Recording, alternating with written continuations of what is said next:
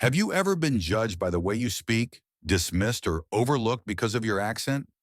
What if you could turn that judgment into a powerful force for change? Join Jasmin Crockett's journey as she transforms mockery into a movement, proving that every voice deserves to be heard. The stage was set, a national TV talk show, a live broadcast watched by millions. The panelists, polished and poised in their designer suits, were ready to discuss the day's hot-button topics: politics, social justice, and the rising influence of women of color in American leadership. The air buzzed with tension, but nothing could have prepared the audience for what happened next. Jasmin Crockett, a trailblazing political figure from Texas, stepped onto the stage with her signature poise. Her dress was sharp, her posture flawless, and her presence commanding. But before she even uttered a word, a ripple of condescending laughter rippled through the panel. Why? Because of how she sounded. Her Southern accent, deep and rich with years of history, was met with ridicule. One of the panelists, a man in a perfectly tailored suit, leaned forward and whispered, just loud enough for the mic to pick it up. "What's that? Is that supposed to be an accent? Or is she just playing up the stereotype?" The studio audience shifted uncomfortably. Jasmine smiled, but it wasn't a smile of amusement. It was a smile that said, "You're about to regret this." The camera zoomed in as the others joined in. More laughs, more snickers, even the host's voice wavering as he awkwardly tried to steer the conversation back to the topic. But it was clear. They thought they had her. The words were now out there, floating in the air like venomous whispers. They didn't understand the power in her voice. They didn't realize that every syllable, every inflection, was tied to something far greater than any preconceived notion they held about her. This wasn't just an accent, it was a declaration, a badge of honor that connected her to her roots, her people, her struggle. Jasmine had faced ridicule her whole life, growing up in Texas, fighting to be heard. But this was something different. This wasn't just an insult aimed at her. It was an attack on every person who had ever been told their voice wasn't right because of where they came from. And while they thought they had her cornered, what they didn't realize was that she wasn't just going to sit there and take it. She had a fire burning inside her, and she was ready to make them regret underestimating her. The laughter didn't break her. It fueled her. And that day, in that moment, something inside her shifted. She knew exactly how she was going to respond, and it wouldn't be with a joke or a quick retort. Number Jasmin Crockett was going to change the game entirely. The clip didn't take long to make its rounds. The internet, with its insatiable thirst for scandal, latched onto the moment like a predator to its prey. Within hours, the footage of Jasmin Crockett's interview was everywhere. Tweets flew faster than wildfire. Memes began to pop up in every corner of the digital landscape, and hashtags like #Southern accent fail trended worldwide. The pundits had done their job.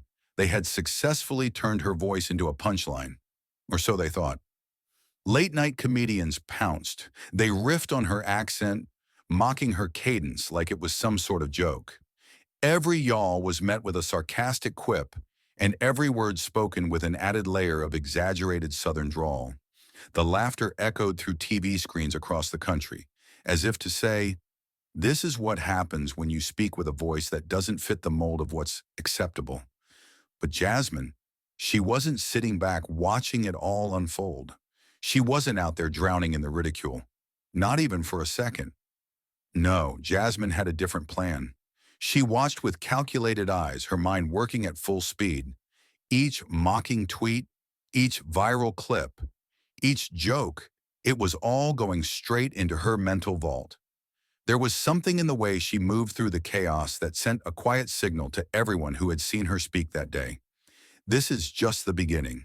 Her phone buzzed constantly with calls, messages from friends and allies who wanted her to respond publicly, to push back, to fight fire with fire.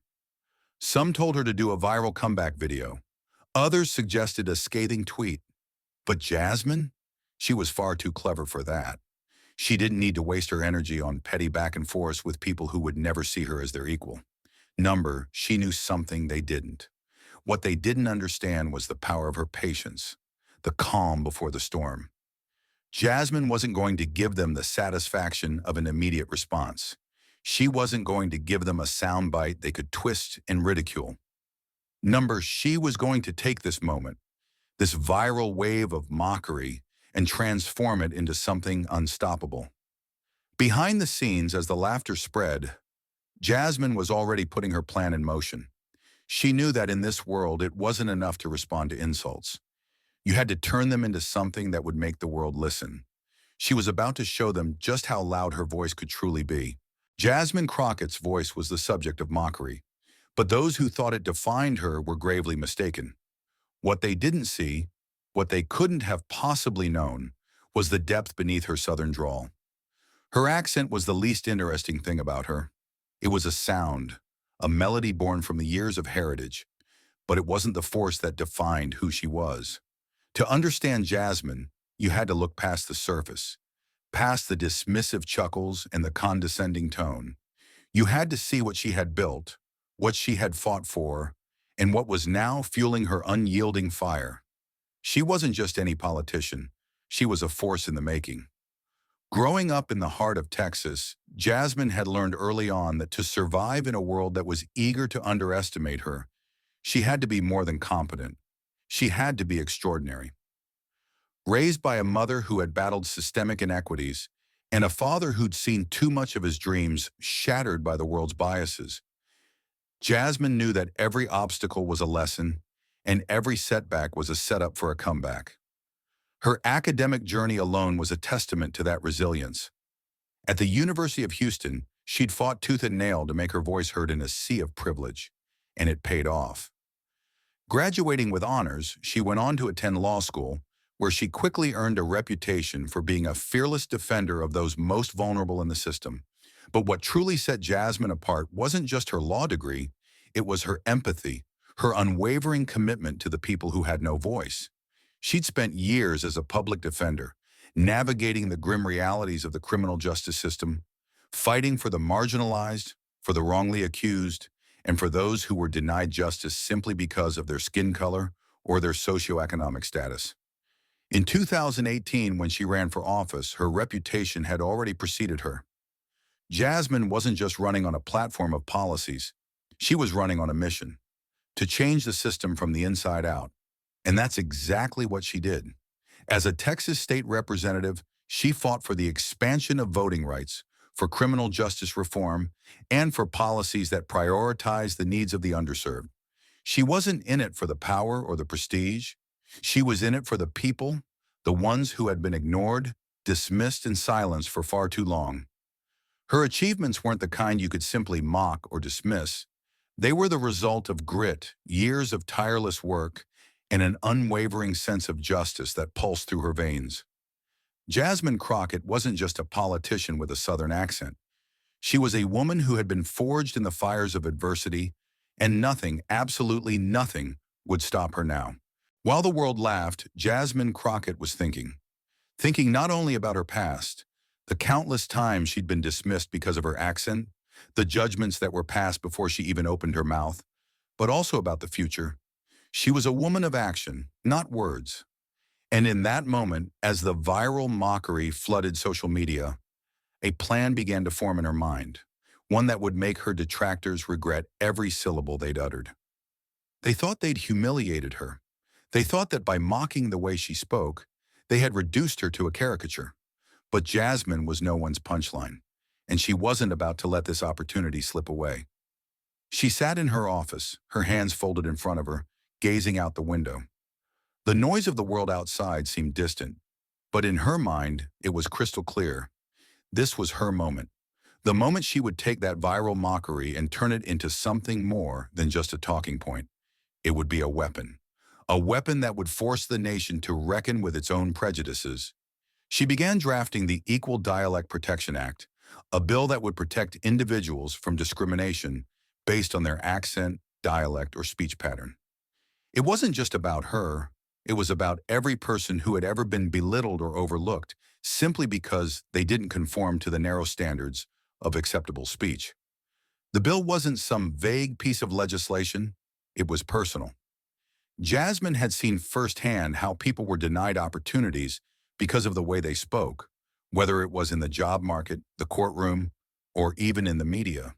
For far too long, linguistic prejudice had been allowed to thrive unchecked. She wasn't going to stand by any longer. The bill outlined clear protections. It would mandate that businesses, schools, and media outlets could no longer discriminate based on dialects.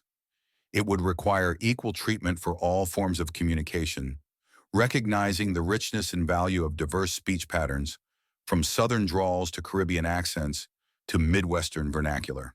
It was revolutionary, bold, and exactly what the country needed to hear. Jasmine spent days crafting the language, ensuring that every word was precise, every clause meticulously thought out. She knew the political battles she'd face. She knew that many would dismiss her efforts as frivolous or too niche. But this was more than just a bill. It was a fight for dignity, a fight to be seen, and a fight to ensure that no one else would ever have to feel ashamed of their voice again. And as she drafted the final sections of the bill, she felt something stir inside her, a sense of certainty, a quiet confidence. The world had mocked her. Now she was about to make sure they would have to listen to her. Jasmin Crockett wasn't working alone. She knew that to create real change, she needed more than just a good idea. She needed an army. The Equal Dialect Protection Act had the potential to reshape the way this country viewed language, but it wasn't going to be easy. There were entrenched interests and deep-seated biases to overcome. But Jasmine was relentless. She had no intention of letting the mockery of her accent be the end of her story. It was just the beginning. Her first step was to build a coalition. She reached out to organizations that had long fought for equality: civil rights groups, labor unions, advocacy organizations, and educators. She contacted powerful allies from across the political spectrum, people who understood what it was like to have their voices ignored or dismissed because of who they were or where they came from. The response was immediate. People from every corner of the country rallied to her cause. The Southern Poverty Law Center pledged their support, recognizing that this wasn't just about accents. It was about dismantling a system of discrimination that perpetuated harmful stereotypes. Community leaders from urban cities, rural towns, and even suburban neighborhoods saw the value in her message. They recognized that this wasn't just a fight for Southern speech. It was a fight for the voices of anyone who had ever been made to feel less than because of the way they spoke. But Jasmine's coalition wasn't just built on the support of activists and lawmakers. It had heart. She met with people from all walks of life, students who had been told their speech wasn't professional enough to land an internship, workers who had been passed over for promotions because of their accents, even immigrants who had spent years perfecting their English only to be told they still weren't American enough. They all had stories, and Jasmine listened to each one, taking note of their struggles, weaving their pain into her mission. In the midst of these meetings, she began to hear something powerful. It wasn't just about language, it was about dignity. Every person who stood by her was fighting for the right to be seen and heard for who they truly were, not how others wanted them to be. But perhaps most crucially, Jasmine made one critical connection. She reached out to some of the most unexpected allies, rural farmers in the Midwest, many of whom spoke with heavy regional accents. They understood what it was like to be looked down upon because of the way they spoke, often dismissed as unsophisticated or uneducated. They had long been forgotten by politicians, their voices ignored in favor of city elites. But now, they were ready to stand with Jasmine, ready to reclaim their own voices. With this newfound coalition, Jasmine felt the energy shift. What started as a personal fight against mockery had turned into a full-blown movement, one that would redefine the country's understanding of language inequality. The bill had passed its first hurdles. Jasmine had done the impossible. She'd built a coalition, gained the support of unlikely allies, and turned her personal battle into a national conversation. But the real test was just ahead: the hearing. The walls of the state capitol were lined with marble, the floors echoing under the footsteps of politicians, lobbyists, and reporters. But inside the hearing room, the atmosphere was charged with something heavier: something palpable. This was where decisions were made. This was where her bill would either become a beacon of change or be crushed under the weight of political resistance. Jasmin walked into that room with the same poise she had worn throughout her entire career. But this time, there was something different. The weight of history seemed to sit on her shoulders. Her accent, once a target of ridicule, had become the symbol of everything she was fighting for. And as she stepped up to the podium, she knew this wasn't just about her anymore. It was about all the voices that had been silenced for too long. The committee members sat in their plush chairs, most of them unfamiliar with the fight for linguistic equality, some barely masking their indifference. One by one, they asked her questions designed to undermine her bill, to poke holes, to find weaknesses.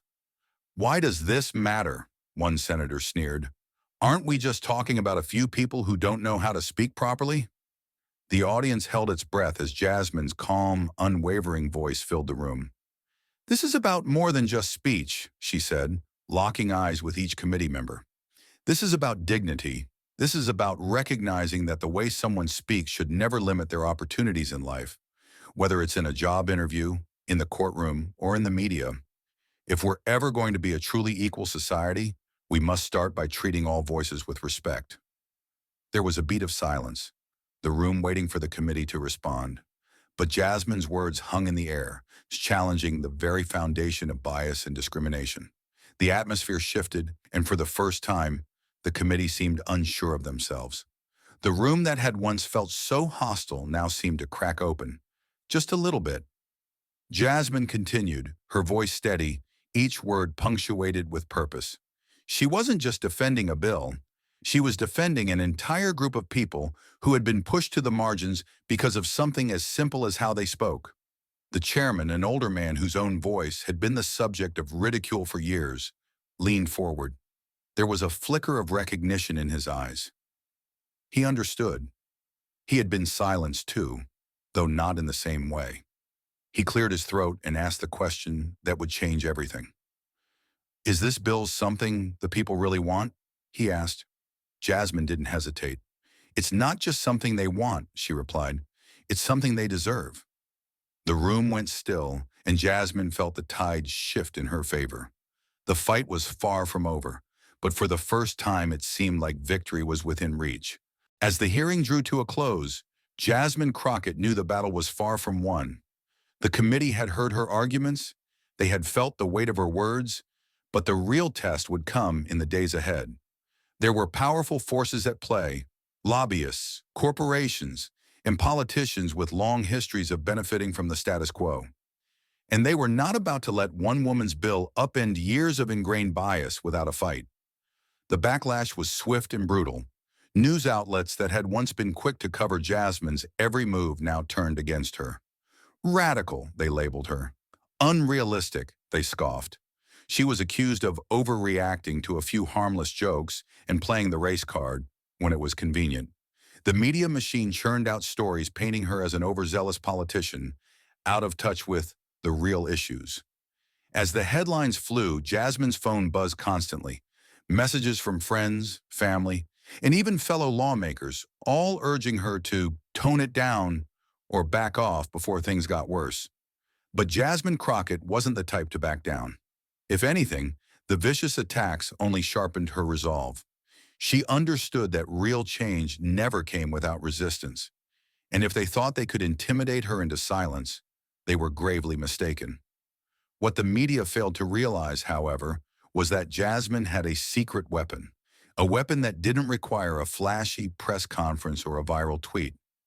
She had the people, the voices of those who had long been ignored, the workers, the students, the mothers and fathers who had spent their lives hearing that their speech wasn't good enough. They were rising up one by one to stand with her. It started with an unexpected phone call.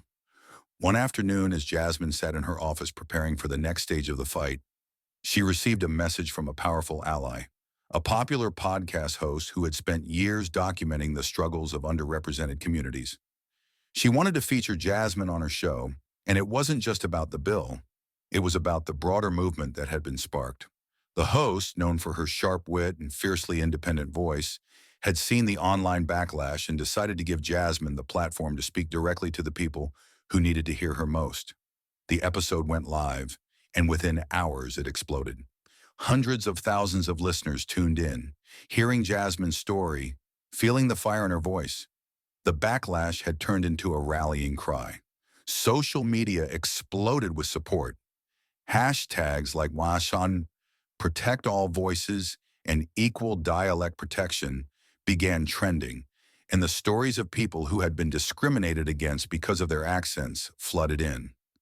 The movement had grown from a political battle into a cultural awakening. Jasmin didn't need to fight the backlash with anger or resentment.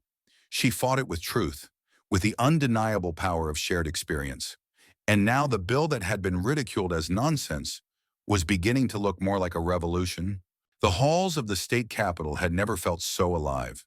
The final vote on the Equal Dialect Protection Act was set to take place, and the tension in the air was electric. It had been a long and grueling journey, one filled with mockery, resistance, and overwhelming pressure. But Jasmin Crockett stood at the precipice of history. In the days leading up to the vote, she had received dozens of messages, some in support, others in opposition. But the weight of it all no longer fazed her. Jasmin had learned long ago that change came with a price, and she was ready to pay it. She wasn't just fighting for a bill anymore. She was fighting for every person who had ever been told that their voice didn't matter. As the final debate began, the room was packed, and every eye was on the legislature. The media had been covering the story for weeks now, and even the most hardened opponents of the bill had begun to question their stance. They had seen the grassroots movement ignite. They had felt the pressure from the masses who had rallied around Jasmin's cause. And now, as the time came to cast their votes, it felt as though the weight of history was pressing down on each legislator's shoulders. One by one, the committee members cast their votes, the outcome uncertain until the very last moment.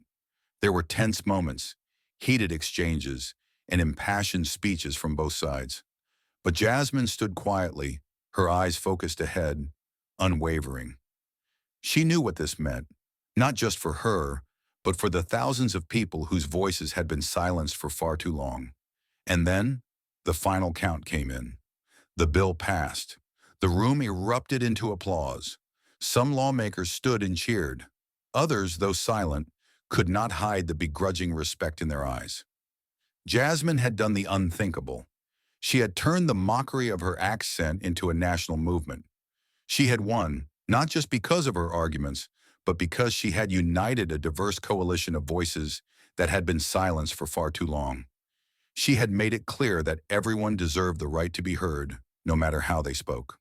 In the weeks that followed, the Equal Dialect Protection Act was signed into law, and the world began to shift. Businesses adjusted their hiring practices. Schools implemented new guidelines to prevent linguistic discrimination. Media outlets started featuring a broader range of accents and dialects in their programming. And Jasmin? She became a symbol of what happens when a person refuses to let the world define them by the narrowest of standards. As Jasmin walked out of the Capitol that day, she looked out at the crowd of supporters gathered outside, her heart swelling with pride. She had been mocked, belittled, and underestimated. But now she had changed the law. She had rewritten the narrative, proving that no voice, no matter where it came from, was ever less than the one that mattered most. And the world, it seemed, was listening. In the end, Jasmin Crockett didn't just change the law, she changed the way the world listens. No longer will voices be dismissed. No longer will accents be mocked. She proved that when we stand together, unapologetically, we have the power to redefine what it means to be truly heard.